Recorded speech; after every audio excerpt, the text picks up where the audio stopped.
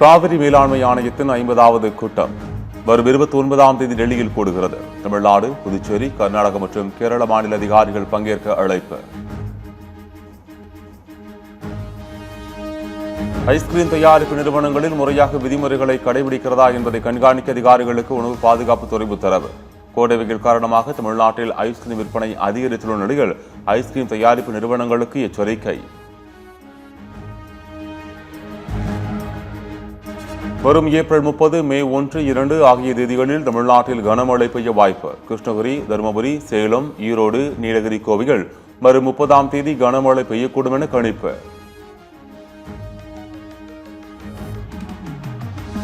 தமிழ்நாட்டின் உள் மாவட்டங்களில் வெப்பநிலை இயல்பை விட 3 டிகிரி செல்சியஸ் வரை அதிகமாக இருக்கும் என வானிலை ஆய்வு மையம் எச்சரிக்கை. அதிக வெப்பநிலையும் அதிக ஈரப்பதமும் நிலவுவதால் கடலோர பகுதிகளில் அசௌகரியம் ஏற்படலாம் என கணிப்பு.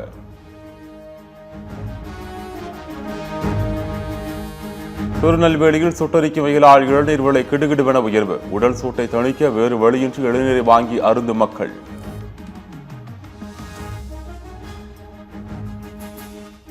அடிக்கிற வெயிலுக்கு இளநீ ரொம்ப நல்லது. எல்லாருமே இளநியை தேடி மக்கள் அதிகமா வராங்க. இளநீ குடிக்கிறது உண்மையாவே ரொம்ப நல்லது. எல்லாரும் குடிங்க. டெல்லி விமான நிலையத்திலிருந்து 232 பயணிகளுடன் சுவிட்சர்லாந்து புறப்பட்ட விமானத்தில் தீ விபத்தால் பரபரப்பு. ஓடு பாதையிலேயே உடனடியாக விமானத்தை நிறுத்திய விமானி. அவசர கால வழி மூலம் பயணிகள் வெளியேற்றம். 6 பயணிகள் காயம். புதுச்சேரியில் நடப்பு கல்வியாண்டு முதல் மும்மொழி கொள்கை அமல். தமிழுடன் இந்தியும் கட்டாயமாகும் சூழலால் கல்வியாளர்கள் எதிர்ப்பு.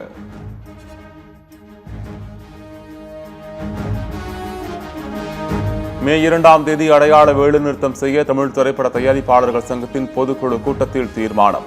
வரும் காலங்களில் வருவாய் பகிர்வு அடிப்படையில் மட்டுமே திரைப்படங்களை தயாரிக்க முடிவு.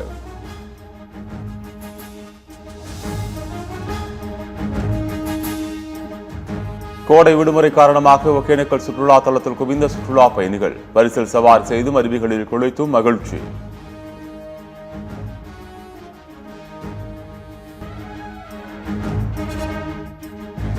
கொழுத்த வெயிலுக்கு மத்தியில் கொடிவேரி அணையில் தஞ்சம் புகுந்த ஆயிரக்கணக்கான மக்கள்.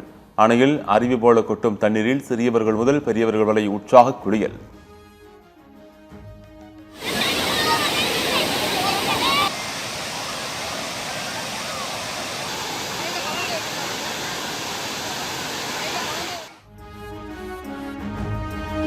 குளித்தலை அருகே தீமாச்சிபுரத்தில் காலி குடங்களுடன் மக்கள் சாலை மறியல்.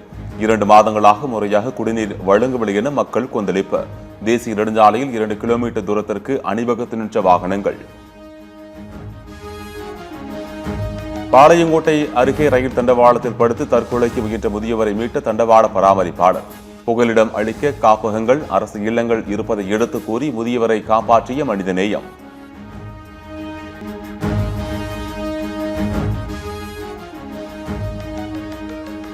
தாய்லாந்திலிருந்து இலங்கைக்கு 110 கோடி ரூபாய் மதிப்பிலான போதைப் பொருட்கள் கடத்திய 22 புத்த பிக்குகள் கைது. மாணவர்கள் பயன்படுத்தும் கல்வி உபகரணங்கள் மற்றும் இனிப்பு பண்டங்களுக்குள் மறைத்து வைத்து கடத்தி வந்தது கண்டுபிடிப்பு.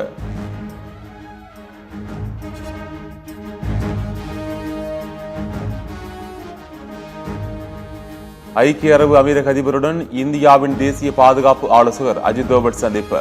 மத்திய கிழக்கு பிராந்திய பதற்றம், பாதுகாப்பு, எரிசக்தி பாதுகாப்பு குறித்து முக்கிய ஆலோசனை.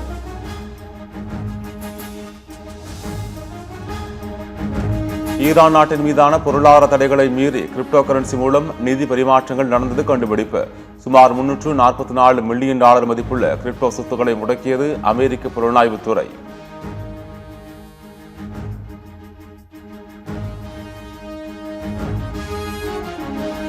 அழுத்தம், அச்சுறுத்தல் தடைகளுக்கு மத்தியில் அமெரிக்காவுடன் பேச்சுவார்த்தை நடத்த முடியாது.